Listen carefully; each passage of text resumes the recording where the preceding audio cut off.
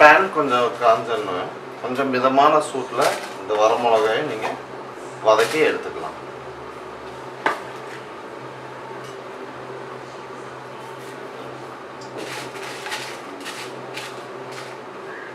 நீங்கள் இதை மாற்றி எடுத்து வச்சுருங்க.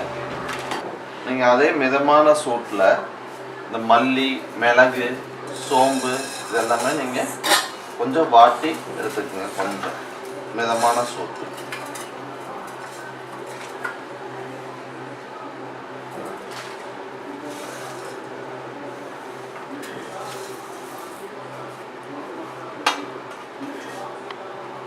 இந்த அளவெல்லாம் பார்த்தீங்கன்னா நம்ம 1.5 கிலோ சிக்கனுக்கு நம்ம செய்ய போகிறோம். நம்ம தேவைக்கேற்ப நீங்கள் இதை குறைச்சிக்கலாம், இல்லை டேஸ்ட்டுக்கு ஏற்ப நீங்கள் கொஞ்சம் தேவையான அளவு நீங்கள் எடுத்துக்கலாம்.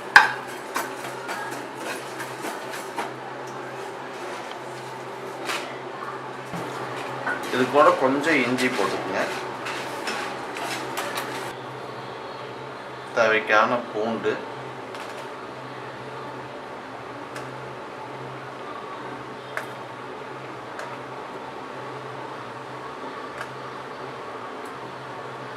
கொஞ்சம் எலுமிச்சம்பழம் சாறு. அந்த புளிப்புத்தன்மை நமக்கு கிடைக்கிறதுக்கு கொஞ்சம் எலுமிச்சம்பழம் சாறு நீங்கள் புழிஞ்சிடணும். பாருங்கள், நம்ம வறுத்து வச்சுருந்த மிளகு, மல்லி இதெல்லாம் இந்த மாதிரி நல்லா ஃபைன் பேஸ்ட்டாக நம்ம அரைச்சி எடுத்துக்கலாம். இந்த சிக்கனை நம்ம நல்லா ஊற வைக்கலாம். இந்த மாட்டி வச்சுருந்த மசாலா போடுறதுக்கு முன்னாடி கொஞ்சம் மஞ்சத்தூள் சேர்த்திக்குங்க. லைட்டாக உப்பு போட்டுக்குங்க. நம்ம அரைச்சி வச்சிருந்த பேஸ்ட்டை இந்த சிக்கன் கூட சேர்த்திக்கலாம்.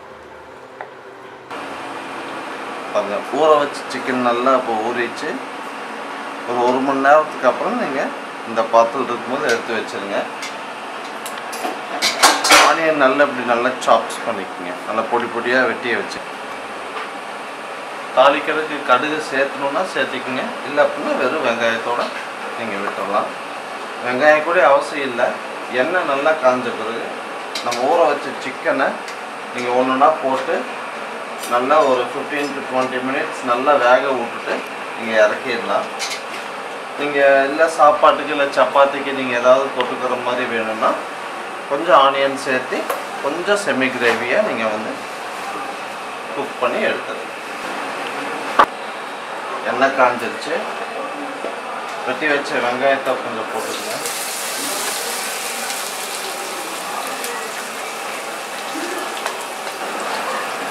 ஊற வச்ச சிக்கனை ஒவ்வொன்றா அப்படி போட்டுருங்க.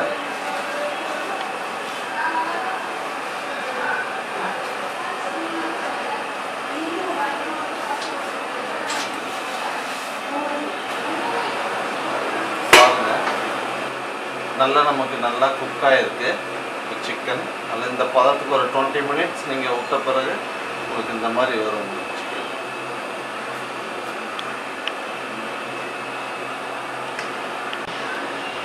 பாருங்கள், நீங்கள் அழகாக வீட்டில் வந்த கெஸ்ட்டுக்கு நல்லா பண்ணிக்கலாம்.